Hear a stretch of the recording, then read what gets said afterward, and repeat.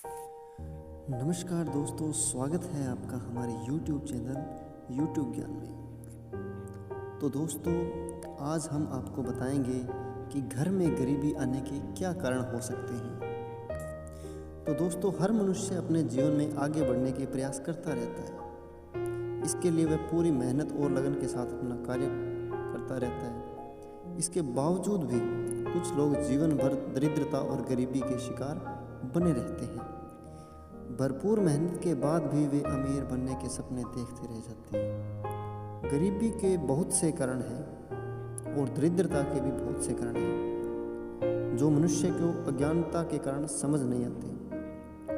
तो दोस्तों, वास्तुशास्त्र के अनुसार बहुत से ऐसे कार्य हैं जिनके करने से घर में हमेशा दरिद्रता का और गरीबी का वास रहता है और मनुष्य अपनी किस्मत को कोसता रहता है। तो दोस्तों, मैं कुछ आपको कारण बताने जा रहा हूँ। इनके कारण ही घर में गरीबी तथा दरिद्रता आती है। तो दोस्तों, पहला कारण है रसोई घर के पास पेशाब करना। तो दोस्तों, कई लोग ऐसे होते हैं जो रसोई घर के पास पेशाब कर देते हैं या उनके बच्चे रसोई घर के पास पेशाब कर देते हैं। यह कारण है दोस्तों, इसके कारण भी घर में बहुत जल्दी ही गरीबी आने लगती है। तो दूसरा कारण है दोस्तों, टूटी हुई कंघी से बाल संवारना। हाँ दोस्तों, टूटी हुई कंघी से बाल संवारना भी एक गरीबी को न्योता देने के बराबर है। तीसरा है दोस्तों, टूटा हुआ सामान उपयोग करना।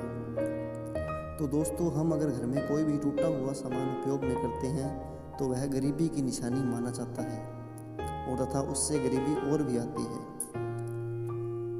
तो दोस्तों, अगला कारण है घर में कूड़ा कचरा रखना, यानी कि घर के अंदर सफाई बिल्कुल भी न रखना। ये भी निशानी गरीबी की है दोस्तों। इससे आपको पता चल जाएगा कि घर के अंदर गरीबी प्रवेश कर रही है। अगला कारण है दोस्तों, बाएं पैर से पैंट पहनना। हाँ दोस्तों, आप अपने बाएं पैर यानी कि लेफ्ट पैर से पैंट पहनना स्टार्ट करते हैं तो यह गरीबी का कारण है। वास्तुशास्त्र के अनुसार वस्त्रों को बाएं पैर से कभी भी पहनना नहीं चाहिए या बाएं हाथ से कभी भी पहनना नहीं चाहिए। हमेशा दाहिने हाथ यानी कि राइट हैंड या राइट पैर से ही हमेशा पहनना चाहिए।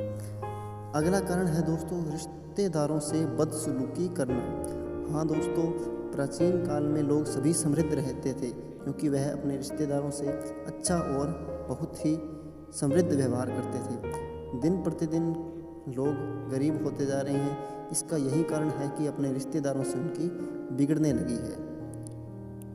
तो अगला कारण है दोस्तों, शमशान भूमि में हंसना। तो दोस्तों, किसी भी रिश्तेदार या मित्र के घर किसी की मृत्यु हो जाती है या डेथ हो जाती है तो हम उनके जाते हैं शोक मनाने के लिए। तो हम अगर उनके देह संस्कार में उनके साथ शमशान घाट में जाते हैं तो कभी भी वहाँ हंसना नहीं चाहिए। अगर हम वहाँ हंसते हैं तो हम खुद गरीबी को न्योता दे रहे हैं। तो अगला कारण है दोस्तों, रात में मांगने वाले को कुछ ना देना। हाँ दोस्तों, अगर रात में कोई भी मांगने वाला आता है तो अगर हम उसको कुछ भी नहीं देते हैं, लोग कहते हैं कि रात में कुछ नहीं देना चाहिए, लेकिन अगर हम किसी को कुछ भी नहीं देते हैं, चाहे कोई रात को मांगने आए या दिन में, अगर हम किसी को कुछ नहीं देते हैं तो यह भी गरीबी को न्योता देने का एक कारण है। अगला कारण है दोस्तों, लहसुन प्याज के छिलके जलाना। हाँ दोस्तों, वास्तुशास्त्र के अंदर यह लिखा गया है कि लहसुन और प्याज के छिलके नहीं जलाने चाहिए।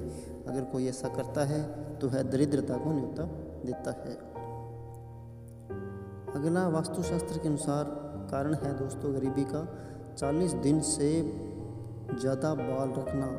हाँ दोस्तों, हम शरीर के किसी भी अंग पर अगर बाल बढ़ाते हैं या फिर अपने गुप्तांग पर बाल रखते हैं 40 दिन से अधिक तो यह भी गरीबी को न्योता देने के बराबर है। अगला कारण है दोस्तों, वास्तुशास्त्र के अनुसार यह भी बताया गया है कि गुरुवार के दिन झाड़ू खरीदना भी गरीबी का कारण माना गया है। अगर आप कहीं भी झाड़ू चढ़ाने के लिए या फिर किसी भी कार्य को करने के लिए लेते हैं तो गुरुवार के दिन झाड़ू कभी भी नहीं खरीदना चाहिए। तो दोस्तों, यह वीडियो आपको कैसा लगा? अगर यह वीडियो आपको पसंद आया तो लाइक कीजिए, और अगर आप वास्तुशास्त्र या भगवान पर विश्वास करते हैं तो कमेंट के अंदर जय श्री कृष्ण राधे राधे ज़रूर लिखें, और चैनल को सब्सक्राइब ज़रूर करें। धन्यवाद।